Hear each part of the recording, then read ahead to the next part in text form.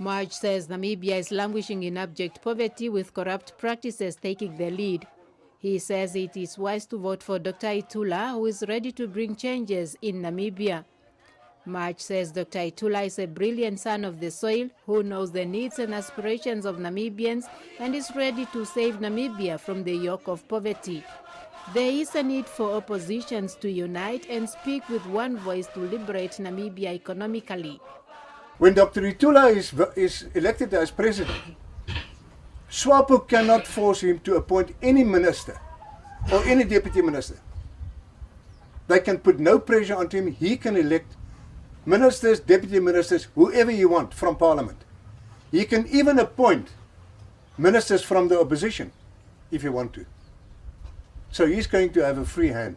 Let us support him and let us make sure that we now at least change the head of this rotting fish and put a new healthy head there that can control this corrupt government.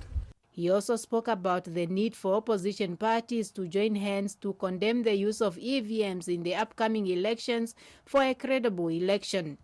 We know for a fact that the EVMs, these machines, can also be manipulated. And we said, but we don't want that. We want credible elections. That is the only way that we can save our democracy in this country. March says if the opposition continues to fight the ruling party in isolation, they are wasting their time. Forming a coalition to defeat SWAPO and bring the much-needed changes in this country will be a wise decision.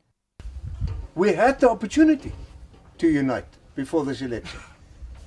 And if ever the opposition, a united opposition, would have had a chance to dent SWAPO's majority in parliament, if ever there was a chance to do that, it was this election. Because if you speak to people in the country, they are fed up.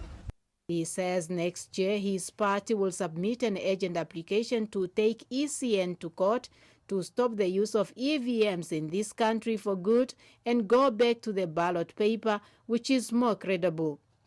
March says his party will also take SWAPO party to court next year to recognize the ex-Swatu and Kufut as veterans. RP promised to give people land, buying farms, building houses, and create jobs, among others.